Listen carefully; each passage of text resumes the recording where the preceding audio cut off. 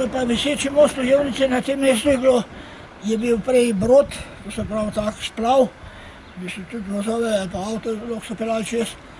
In do leta 1943 je vozil ta brod, tudi so dali partizani čez, ko so peljali, potem so ga pa Nemci razbili. Po vojni so pa na nov ta brod naredili, ampak je 59. leta bil pa tale most narejen, so pa brod ukinili. Ja.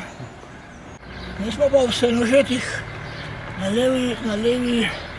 levem bregu Save, pri mostu visečem, pri čovnu kurirskem in tako čovn spominja na kurirja relejnih postaj.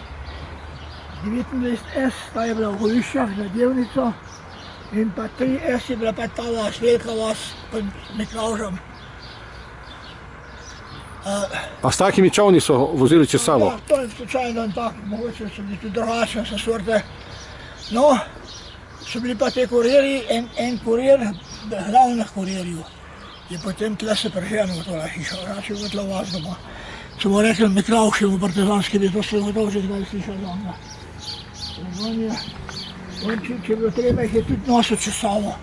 Tudi bajaj niso, Marinke dovožena, Mico Šlandravo in niso čez Savo. Hvalili pa, ja.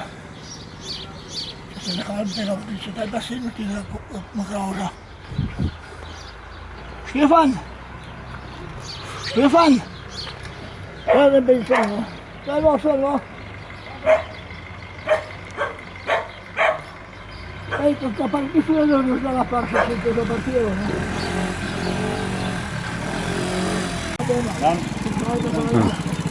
Ti veš za uno varianto, ko so Švabi 10.000 mark nanj razpisali? Ja, tudi. A to imate kakšen dokument tudi?